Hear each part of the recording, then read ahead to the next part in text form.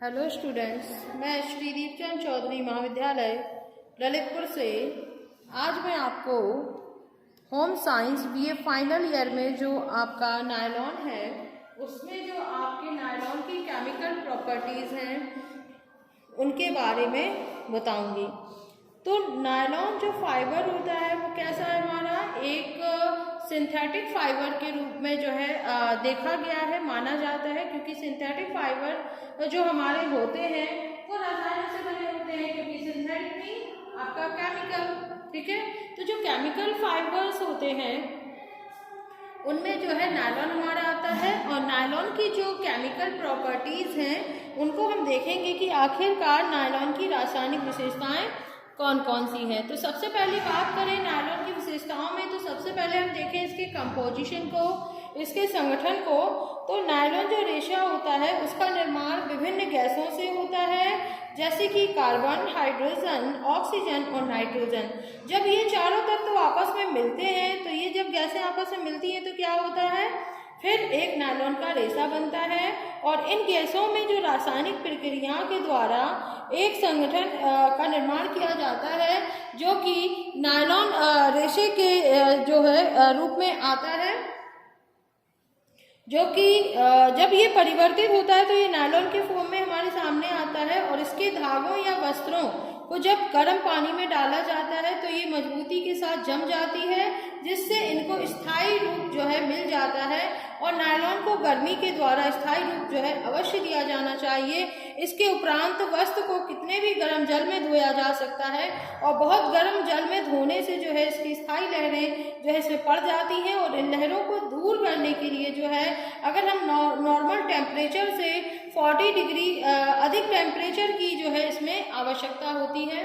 इसके बाद बात करें इस पर अम्ल और क्षार के प्रयोग की, तो अधिकांश जो रासायनिक पदार्थों का नायलॉन पर कोई विशेष प्रभाव नहीं पड़ता, लेकिन जब हम तेज ब्लीच का या इस पर एसिड का इस्तेमाल करते हैं तो इसको काफ़ी ज़्यादा हानि पहुंचती है। इसके जो रेशे होते हैं वो डैमेज हो जाते हैं। इसके अलावा नमक और गंधक के तेजाब में भी जो है नायलॉन को हानि होती है, और ये औद्योगिक नगरों में कारखानों से निकले हुए धुएं से जो है, जिसमें कि गंधक होता है, जो कि नमी वाले मौसम में जो हमारा वायुमंडल की नमी से मिलकर के गंधक का तेजाब पैदा करता है, और इससे जो है नायलॉन के जो वस्त्र या जो इसका फैब्रिक होता है वो काफ़ी ज़्यादा डैमेज होता है, खराब हो जाता है। अब बात करें कि जो तेज ब्लीच की, तो अगर हम तेज ब्लीच में जो है नायलॉन के जो रेशे होते हैं अगर उसका इस्तेमाल करें तो इसके रेशे टूट जाते हैं, क्योंकि उनमें नमक मिला होता है।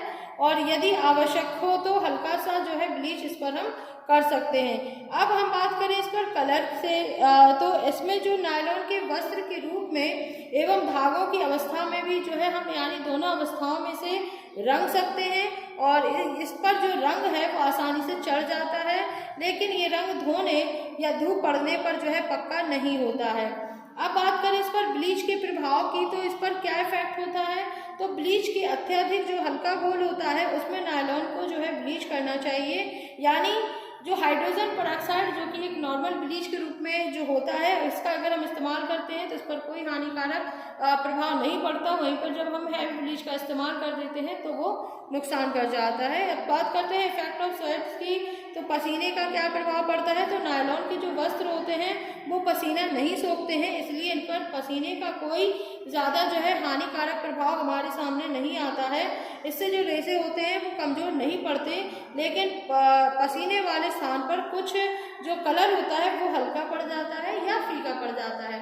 तो इस तरीके से हम देखते हैं कि नायलॉन की जो केमिकल प्रॉपर्टीज़ होती हैं जिसमें कंपोजिशन, क्षार अम्ल का प्रयोग, रंजक की बंधुता और ब्लीच का प्रभाव, इसके साथ साथ जो है पसीने का क्या प्रभाव पड़ता है वो आपका क्लियर हो चुका है।